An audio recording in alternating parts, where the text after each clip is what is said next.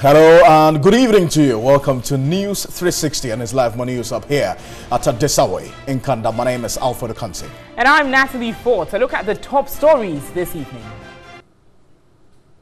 News 360 Headlines is brought to you by President Akufo-Addo warns headmasters to desist from charging unapproved fees under the free SHS policy.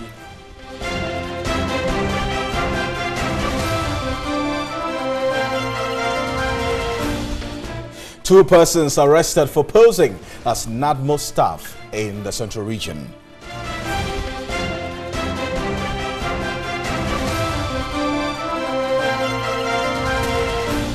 Also ahead this evening, residents of Esutrare live dangerously, commuting daily on a faulty bridge.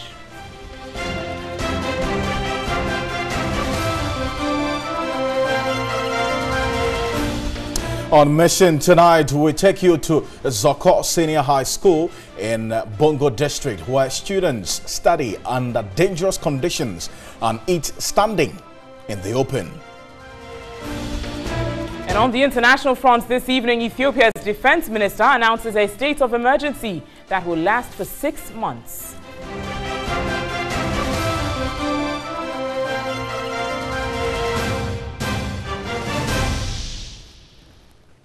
We've got the details of these stories for you here on News 360, including some news from the world of sports and entertainment. We're streaming live all across the world on 3news.com and TV3 Ghana on Facebook. Let's get started with our very first story this evening. One of the metal pallets in the only bridge linking Ekuse to neighboring towns across the Volta Lake has now fallen off, hanging dangerously.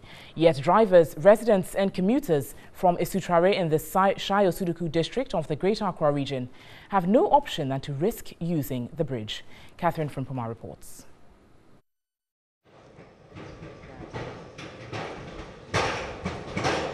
This is the 4th time TV3 is reporting on the Esutrare bridge, and the situation has now worsened. From afar, the bridge appears okay without any structural defect, but a careful look paints a different picture. Metal pallets are shifting and metallic railings corroding.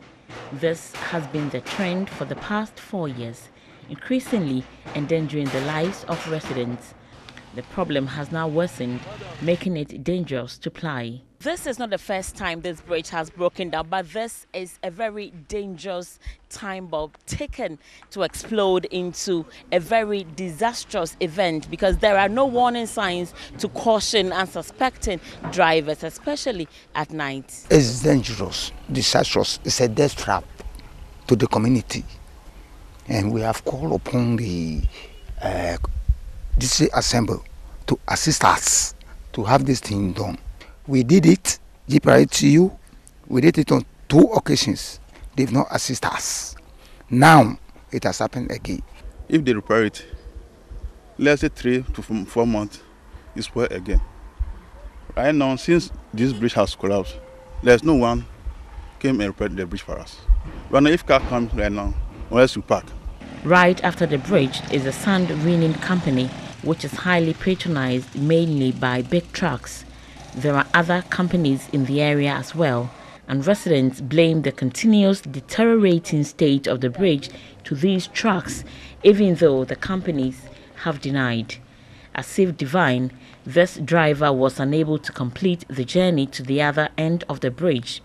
Eventually, he had to retreat to make way for others. The bridge is not good.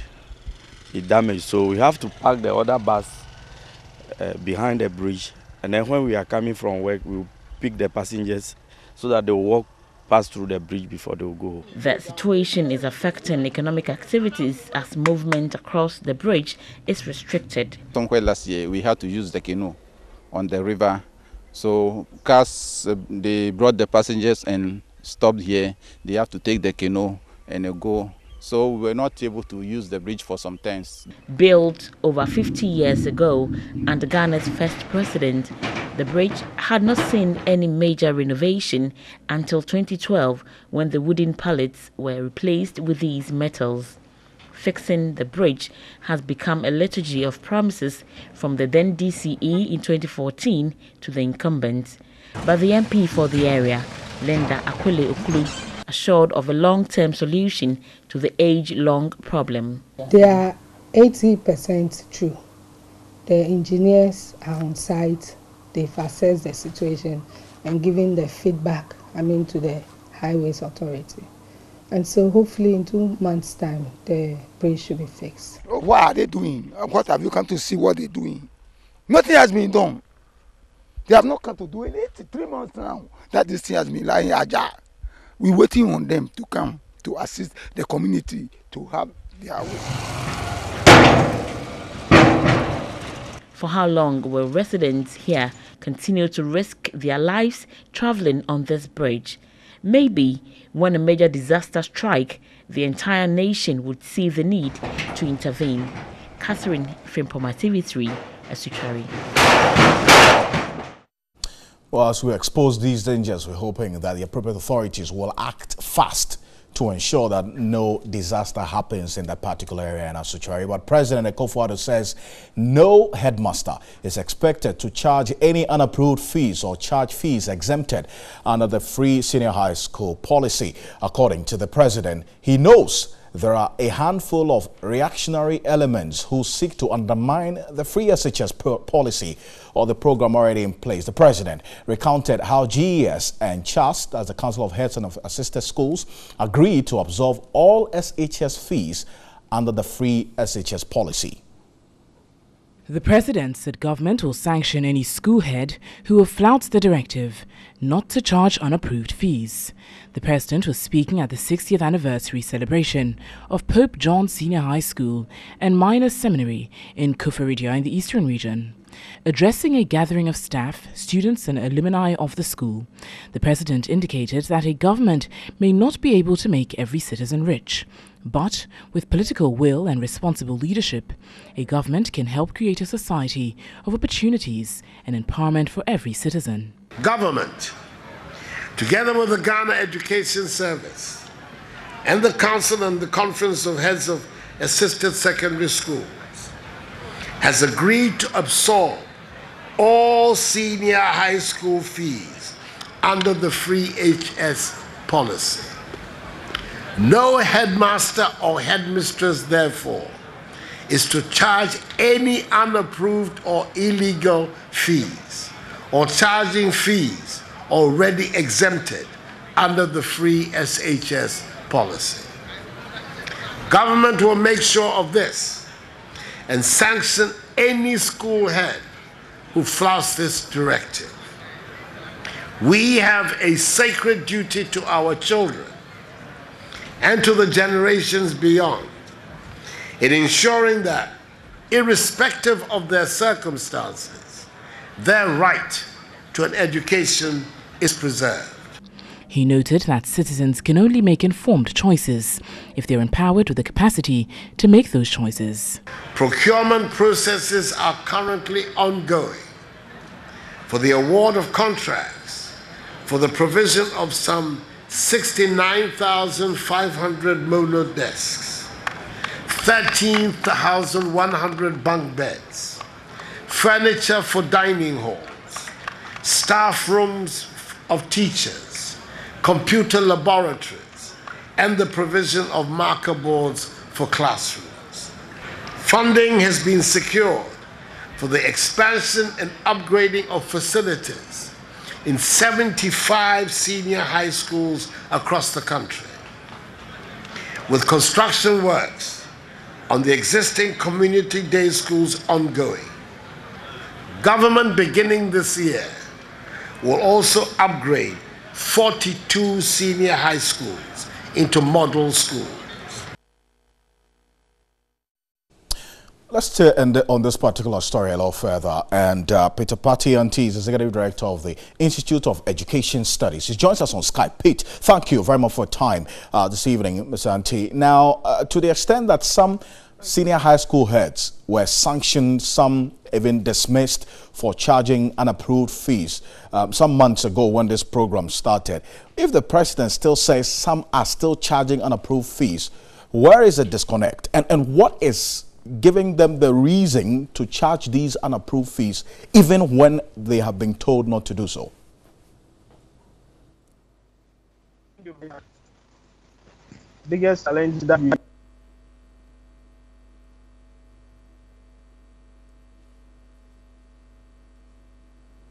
Hello.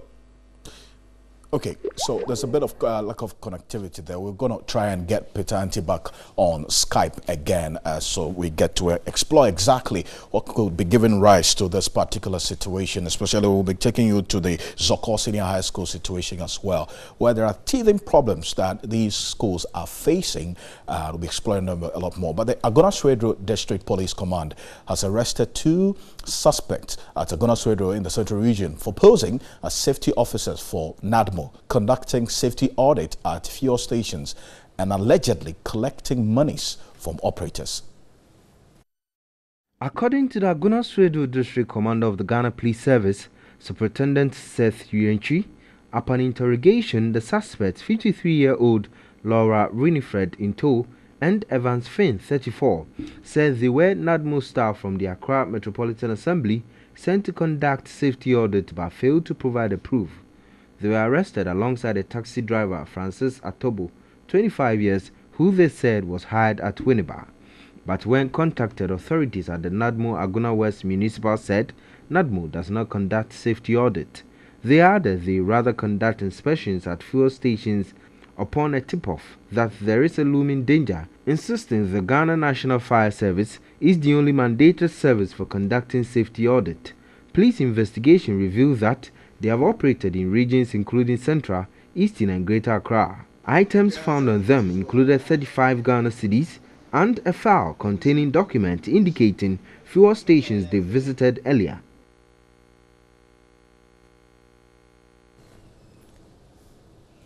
Let's go back to Skype and find out if we can now connect with Peter Patti Anti, who's Executive Director of the Institute of Education Studies. Thank you for your time, Mr. Anti. I'm sure you did hear the question earlier on why this situation would continue, that senior high school heads will still be charging these unapproved fees. It all boils down to the level of consultation that was carried out. Eventually, there is a disconnect between the policymaker and the implementation agency, the policymaker being the government and the implementation agency being the headmaster, because I cannot still understand the reason why a headmaster, after having a series of consultation with the ministry about this policy, would still want to charge unapproved fees. If the headmaster is having challenges, I think the proper thing to do is to go through the appropriate channels and channel his or her challenge to the Ministry of Education and see whether the ministry would address or not. Then the headmaster would have a cause to charge an unapproved fee. But as it stands now, if the headmaster has not gone through the proper channel and will still want to charge unapproved fees, we think that it is the highest level of insubordination, or possibly this headmaster who would really want to sabotage the policy from the government and needs to be sanctioned. Okay, well, Mr. Anti, let's flip the coin now and look at the other side of issues, and maybe just go away from the sabotage language a little bit. Here's a case where a senior high school head is facing problems, right? And he's written to the GES. The GES will respond. But while he or she is waiting as a school head for the GES to respond, the problem pertains. The students are facing the problem. Remember, this free SHS has also led to an increased intake, which means that a lot more pressure has been put on the existing facilities. We've gone to the Zoko Senior High School where students have to stand and eat because there aren't many chairs in the dining hall. How do they take initiative, maybe in collaboration with the PTA, to solve these problems while awaiting the GES's intervention and not be described as sabotaging the whole program, which is facing some challenges, which we do know? Yes, Alfred. You see, last year we had this kind of conversation. And one of the things that we raised was the channel of communication between the headmaster and the Ghana Education Service and that of the ministry. We think that they still need to streamline that, because it shouldn't take a month or years for a particular challenge identified by the headmaster to be addressed. So if the headmaster feels that there is this particular challenge in the school and still needs to inform PTA, there's also another regulation that says that any fee that PTA is going to charge should be approved by the GES. You see, so that is the challenge that we are all facing now. I think that is why the call by the Chief Justice recently is in order, that there still needs to be a broader consultation about this particular policy, because most of the headmasters will have genuine reasons to innovate, to do things in a way that will make the running of the school smooth. But as they do this, the people outside will see it as a sabotage, and the person is likely to be seen as flouting the rules of. Okay, I'm sorry. That's Peter Anti just made a point there, but I'm grateful. Peter Anti, fantastic, great. Okay, right. Okay, thank you very much for your time this evening. I'm grateful. Peter Anti is the Executive Director of the Institute of Education Studies, joining us via Skype tonight. News 360 Skype interview is brought to you by MTN. Everywhere you go.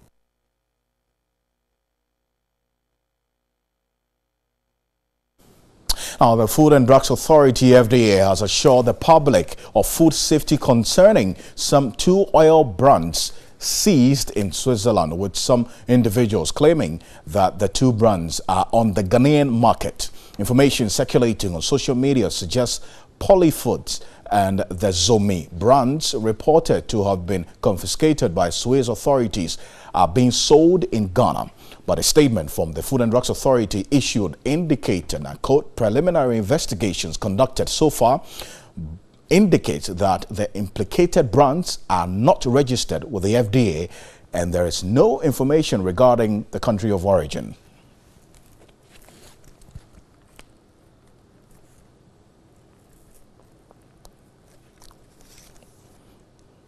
Okay, let me go on to the telephone now. James Latte is a manager in public relations at the Food and Drugs Authority. Mr. Latte, good evening to you. Thank you very much for your time. There's part of your statement that says that these brands are not registered with the FDA, but we've had situations where some foodstuff are sold on the market that are not registered by you, but they find themselves on the market. Can you assure us that these 2 brands are actually not on the Ghanaian market, as is being reported?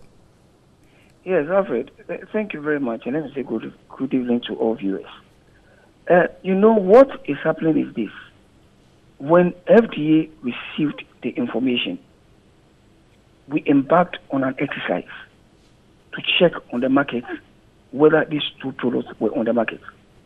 We realized that they were not on the Ghanaian market. That is so far what we have found out. Now, secondly, like you rightly indicated, these products have not been registered with the FDA. And let me mention this. When it comes to palm oil export in particular, what happens is this.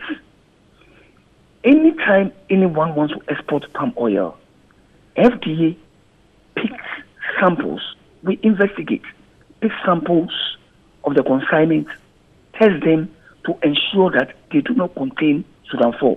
Because some years ago, palm oil that was getting to the EU market were being rejected because of Sudan 4. So we had to come into this agreement with the EU officials, and we started doing this exercise.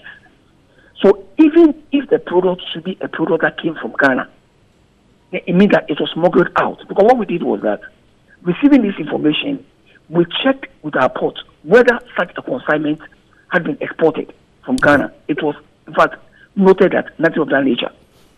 Right. Secondly, we wrote to the Swiss authorities. Okay. We are yet to get a confirmation from them. What we wanted to know from them was for them to confirm to us, number one, the importer or the exporter of the product, and then the country of origin. So we are waiting to get a response from them. But so far, our checks reveal that the product is not on the Ghanaian market. And Alfred, if you permit me, let me also indicate this, that when you pick Zomi in particular is being used, it's a brand name being used in the West African region, not only in Ghana. Nigeria, Togo, and other countries are using the same name, Zomi. So the fact that somebody hears Zomi doesn't mean that it's a product that is coming from Ghana. And all this needs to be established. Okay, but beyond the brand name, you know, we've had situations where people import these foodstuff into the country because they know they haven't registered with the FDA. They rebrand it with a known brand. I mean, as it were, they put another label to cover either this Zomi or this other one that we are saying is not on the market. Beyond we, the consumers, looking out for these names, what else can we look out for? Is it the substance itself? How should it look like so that people can be on the safer side? There is something that we call organoleptic test. That is where the individual will use some physical means to check the product. Alfred, if for instance, there is a particular brand of drink I've been taking, and today I buy the drink, and I notice that the taste of the drink is not what I know it to be, that alone should give me an information that I need to check something more. So you can let the FDA with a sample for the FDA to investigate. Because in the report, like you rightly said, these things happen. There are times that people try to fake a brand. So the moment you see maybe the color change, taste change, a smell change, or anything that physically you can examine, and you notice this change on the product that you know already, immediately let the institution involve and let them do further investigation. It's very important we do that. All right. Mr. Lartey, thank you for your time this evening. I'm grateful. Thank you, James Lartey speaks for the Food and Drugs Authority as a public relations officer. Let's go for some missions tonight.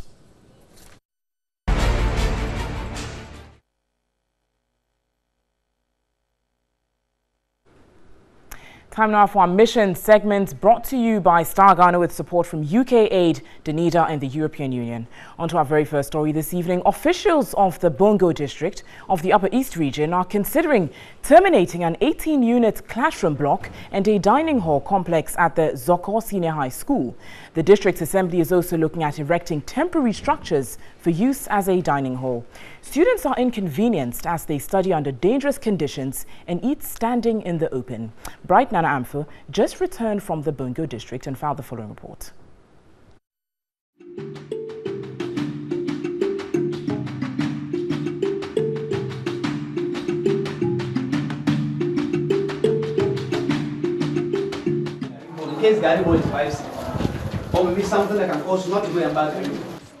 There are over 1,700 students placed in a difficult environment and situation. Many would have been at home. They would have missed attending the so-called big senior high schools. But for Zoko Senior High School, a community school, the law states all are being equal. The higher the price of the commodity, the lower the demand for that particular commodity. Students use this classroom block for lessons. They study in a dangerous environment. The 18-unit classroom block is taking shape. Construction work is underway on the 3rd floor. That is what you see, equipment and tools already. A contractor trying to speed up work. But let me show you the danger here. On the middle floor or the 2nd floor, you can see a class ongoing here. This is an economics class. Some 70 students are in there. A construction environment, student studying, a dangerous situation, anything at all could happen. And that is what the headmaster of the school is scared of. We are scared, but we have followed up several times, and a lot of government officials came here. We reported, they came and saw the thing, but I don't know what's happening. The chiefs and opinion leaders in this school around Zoko came here and told us what to do. So I suggest that let's let the regional minister know. So we even invited the regional minister in this school to come to the school here and see the situation. So she actually came, saw the situation, but there was no help coming. A dining hall complex is also left uncompleted for over 8 years. Troubled students in a distressed school. They eat under distressed conditions. I'm standing in the middle of over 1,700 students. This is the population of the Zoko Senior High School here in Zoko in the Bongo district. You can see behind me to my left and also to my right. It's a gathering, and this is what they do every day. Breakfast, lunch, and supper. When it comes to their ticket of eating, this is totally left out because the students just pick their food and off they go. Authorities are simply distressed. The dining hall is uncompleted. School classrooms are uncompleted. This is indeed a distressed school.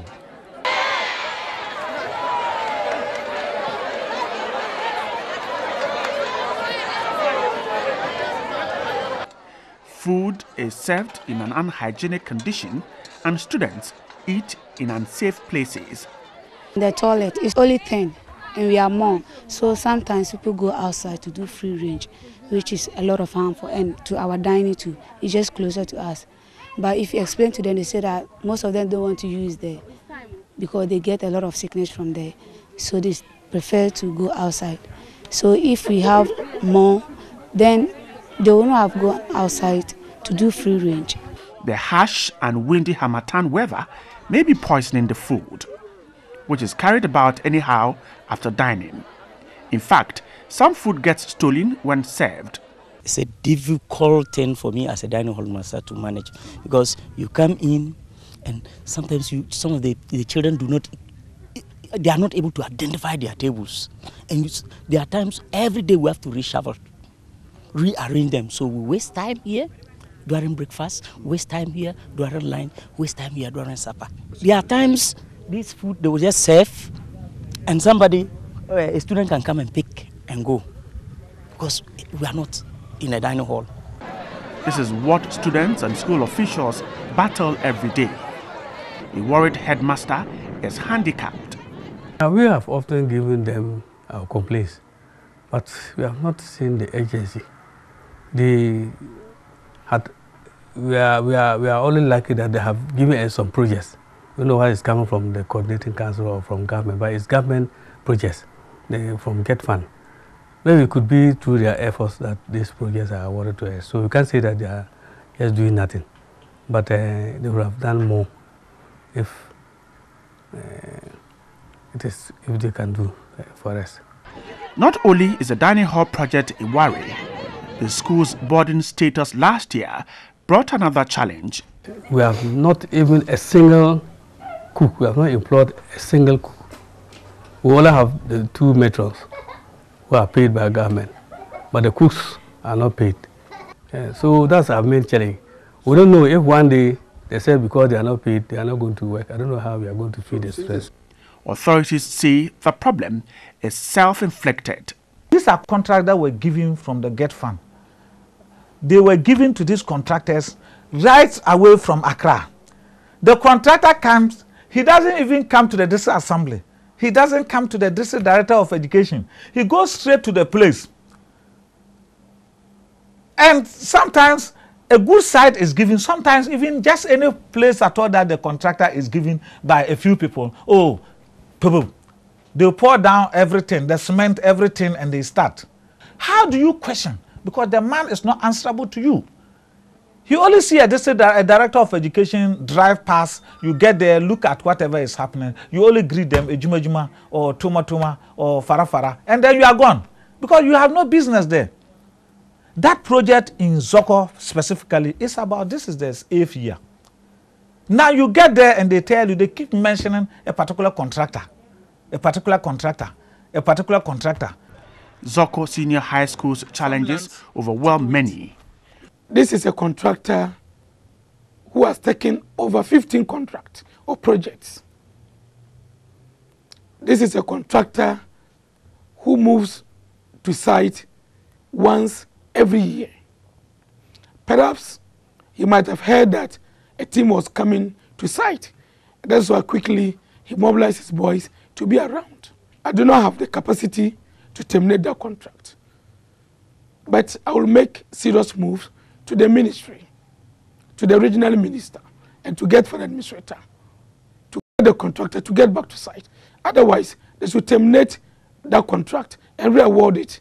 Authorities are, however, strategizing to find an immediate solution. You saw that the children take lunch, take supper in the open. We are in the dry season. Very soon, we move to the rainy season. When it's raining, where are they going to sit to take food? It means that they will be at the mercy of the weather. That is unacceptable. I've asked my team of engineers to go to the school, take quantities for us, see whether we can erect temporary structures for the students to use that as temporary dining hall so they can take their food under some amount of shade. The school offers placement for many poor students from poor communities in the area. While the school is in distress and expecting a savior, this project, a dining hall complex, so sit here. It is barely off the ground. It started in 2016 and yet this is where it is. Today, you can see the number of workers who are here. There's one right behind me there working on some metals. School authorities are waiting to get this project completed so that the students can have a decent place to eat. Until that is done, the tree under which they eat will remain a haven. Bright Nanamfo, TV3, Zoko, Upper East Region. A very worrying situation at Zoko SHS requiring immediate action. But let's stay in the district as a broken bridge on the Bongo-Namo Road in the Bongo district is impacting negatively on healthcare. Pregnant women especially cannot be easily transported to referral centers over the bridge, which was once closed by the district assembly due to the danger it poses on motorists. Bright Nana Amfo reports.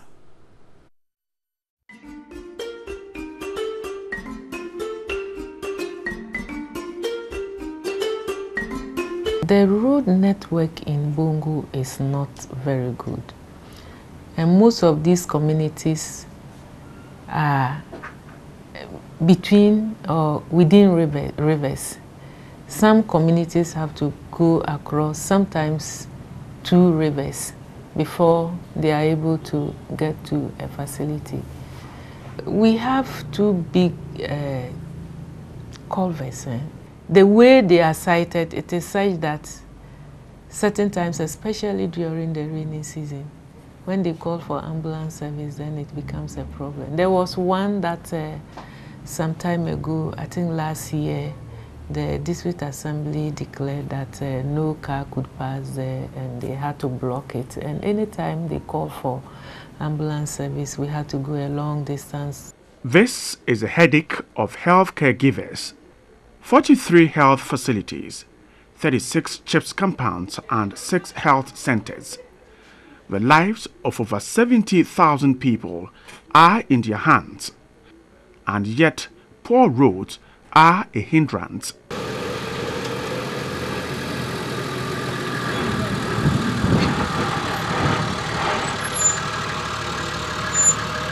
This bridge links the district from Burkina Faso to Ghana.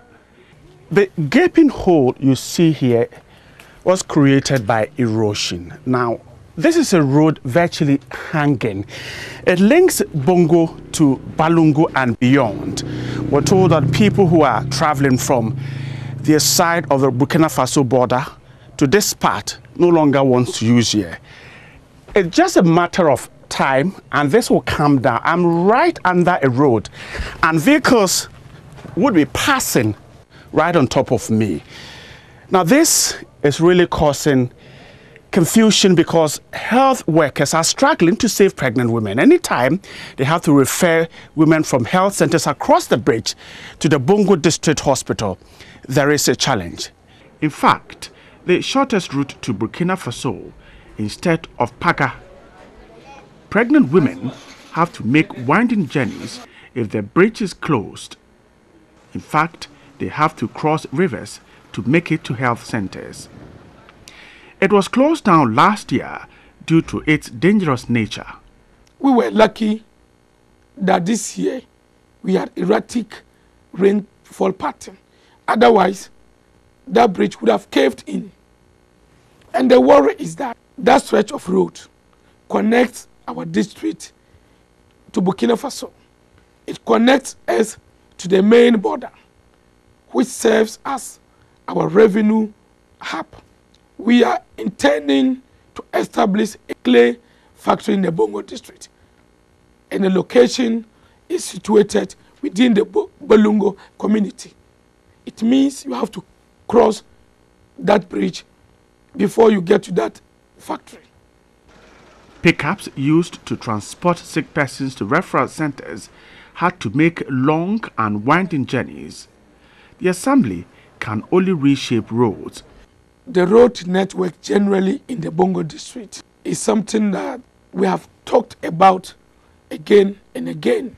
My predecessor tried working on the road, but to no avail.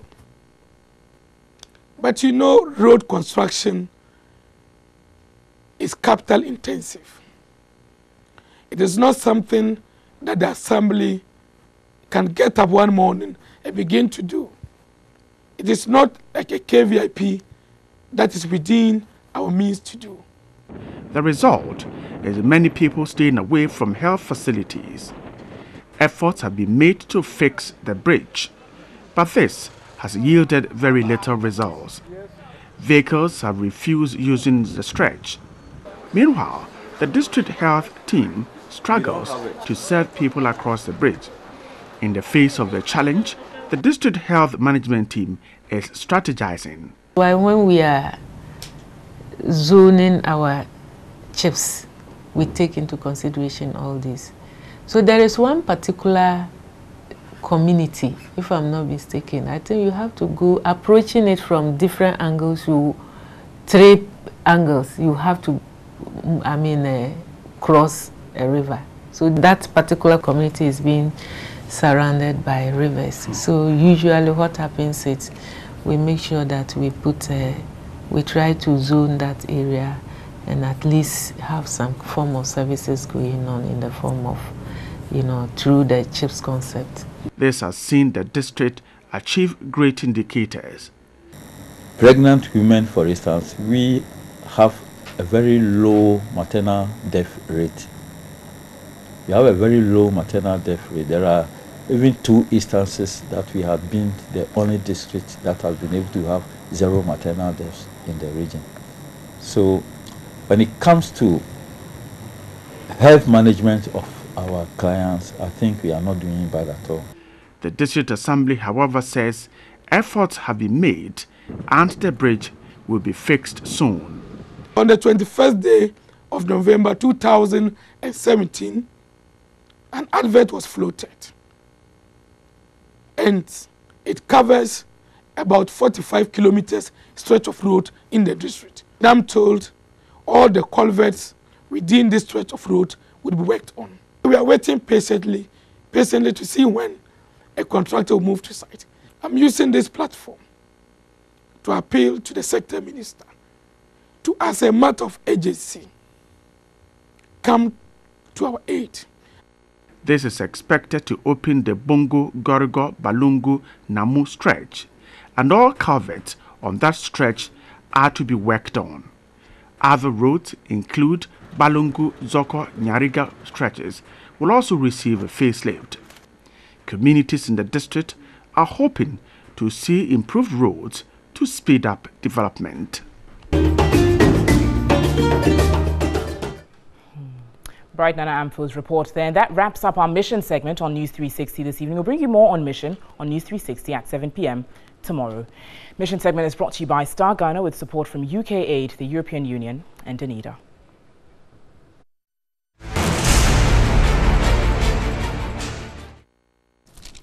And you're still live here on News 360 from the News Hub at Desawe Kanda. Still ahead tonight. On the international front, Ethiopia's defense minister announces a state of emergency that will last for 6 months.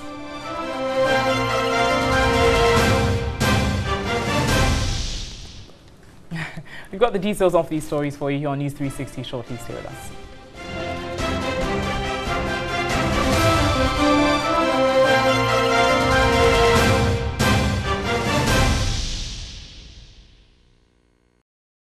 Best gift from God to mom. Soft Care is the best gift from mom to baby. The soft cotton material gives the child maximum comfort. Enjoy free time. Enjoy happy time. Enjoy Soft Care time. Soft Care baby diaper. More care, more love. Soft Care baby diaper. Best gift for baby.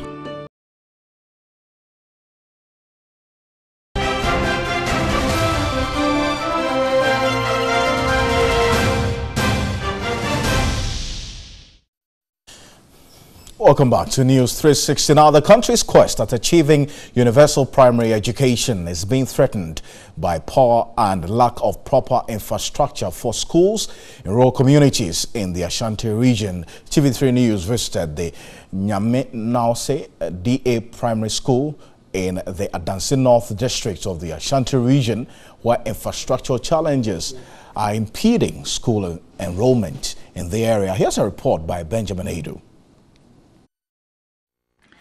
Nyamenause is a farming community with a population of over 1,000, but access to education is a challenge. Primary school enrollment in the area is far below expectation, despite various policy directives and interventions by the government over the years. Enrollment in primary school has been low in the area due to poor infrastructure. A tour of the school revealed a gloomy picture. The school is currently run from different locations. Some pupils learn in a dilapidated structure, with others on wooden structures. The school also lacks teaching and learning materials. Currently, there are no toilet facilities for both teachers and pupils. The situation has deterred children of school-going age to go to school. They prefer to stay home, to risking their lives under the poor facility. For the past 25 years, the school has been using a makeshift facility provided by the community as classroom.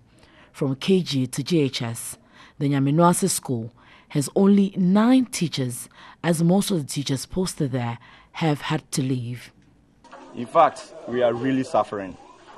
We are really suffering. As you can see, our structures are very dilapidated, and we need the stakeholders of education to come to our rescue. Some parts of our buildings have collapsed. This place happens to be the sitting positions of some of the teachers, and when it collapsed, due to the intervention of God, it fell behind the teacher. Had there not been that, we would have lost 2 of our teachers due to this, our structures. This is the time we need the government to our rescue, and our greatest wish is to get school building as well as teachers' quarters. The school serves about 10 communities in the area, where most of the teachers and children trek 5 kilometers to daily. A teacher, Richmond Ejeyanoche, shared his challenges with the news team. We need a teacher's bungalow. Sometimes we take motorbicycle, 15 cedis a day, and it costs us a huge amount of money. Apart from the educational challenges, the community is also faced with poor road network and access to mobile telecom service. Motorbike is a key source of transport here. This is because many vehicles have stopped plying the route from Ketego to Nyamenause owing to the deplorable nature of the road. The Odikro of the community, Nana Kojo Amoako, appealed to the government and other groups to come to their aid. Now, residents of Funko, a fishing and farming community in the Ahanta West district of the Western region, defecate in the open due to lack of toilet facilities in the community. The community also urgently needs sea defense wall to protect them against the annual tidal waves. Here's a report by Ebenezer Kwame Abaka. Funko is a fishing and farming community, with most of the indigents having these two as their mainstay. The residents lament that several appeals for a sea defense wall are yet to receive any positive response, so they have had to use innovative means to protect their land from tidal waves. The result is the filth that has engulfed the community. Mami Nyame Na Ose's kitchen is very close to the sea. It is also here that she undertakes her smoke fishing business, making her the most vulnerable.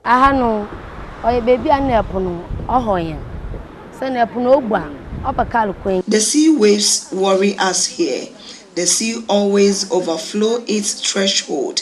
We don't have any means to stop the tidal waves. That is why we decided to dump the refuse here to serve as a sea defense to safeguard our houses. We plead with government to come to our aid.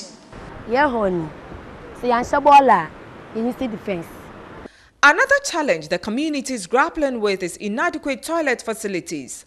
Funko is supposed to have 2 toilets, but the land on which one is located is under litigation, making it unavailable to the residents. Thus, there's only one toilet facility serving the over 500 residents. An investor has decided to put up another one to operate it commercially. For now, open defecation is the order of the day, with the beach being the worst affected.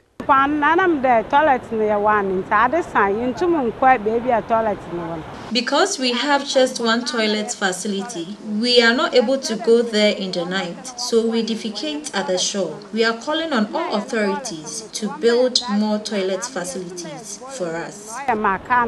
Papa Job, a special aide to the chief fisherman, says additional toilet facilities and a proper sea defense wall will be of immense help to the community. We are appealing for a sea defense and more toilet because the only functioning toilet facility is far from here. Now, the only available place of convenience is the beach. There's a real concern there, but some good news. Scores of blood donors thronged the premises of TV3 to donate blood to help address the shortfall of blood required by the National Blood Bank.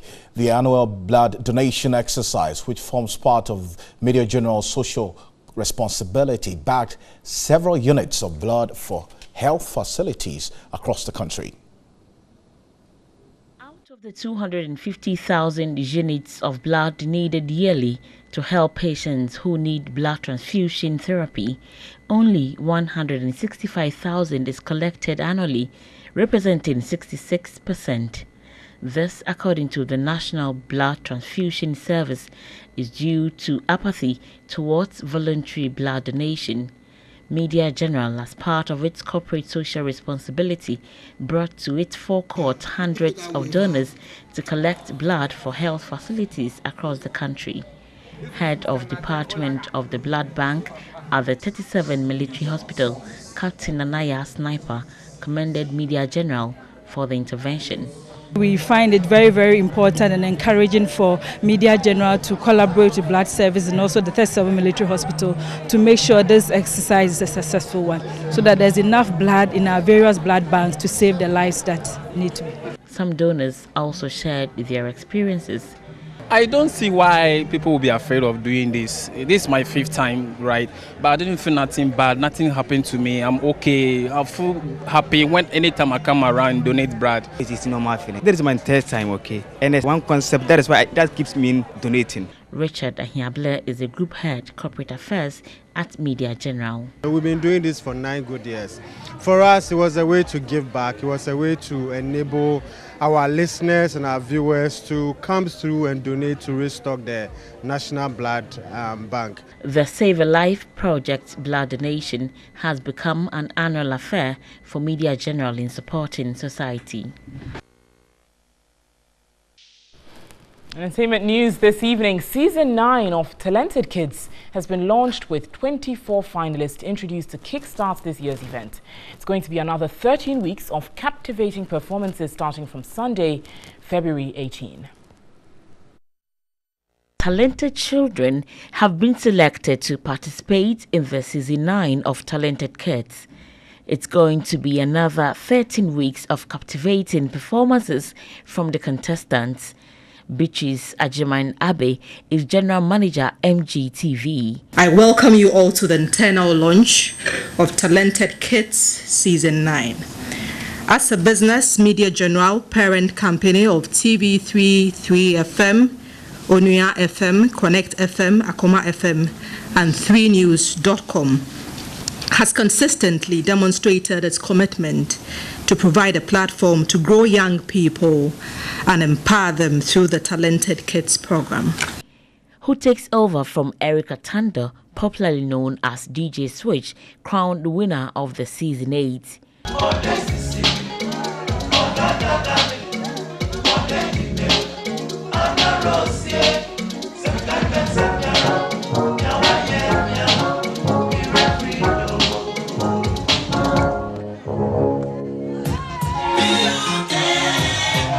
Season 9 promises to be exciting after outstanding performances in the auditions. Sponsors are elated about this year's event. We want to associate Sandra Ice Cream with Talented because it is a family program. and we are proud to do so, because over the years we've not regretted being a sponsor of Sandra of Talented Kids with our brand. Miriam Ochoy, and I'm also Marcia Obianchua, and together we are Double M. Wherever you are, remember me. Amazing talents there. Stay with TV3. A lot more on Talented Kids. But let's go for some international news. Ethiopia's defense minister says a state of emergency imposed a day after the prime minister resigned will last for 6 months, as authorities sought to tamp down unrest in Africa's second most populous nation. Defense Minister Siraj Fegesa told reporters outbreaks of violence had continued in parts of the country, and the government was banning protest, along with the preparation and dissemination of publications that could incite and sow discord. Prime Minister Haile Mariam Desalegn announced his surprise resignation in a televised speech on Thursday, the first time in modern Ethiopian history that a sitting prime minister had quit. He said he wanted to smooth the way for reforms. Ethiopia is East Africa's biggest and fastest growing economy and a Western ally in the fight against Islamist militancy. Russia's foreign minister has dismissed the charges leveled by the FBI special counsel against 13 Russians for election meddling. Sergei Lavrov said at a major security conference in Germany he would not comment further until he saw the facts. The charges brought by special counsel Robert Mueller are seen as a major development in his continuing probe into the US 2016 election.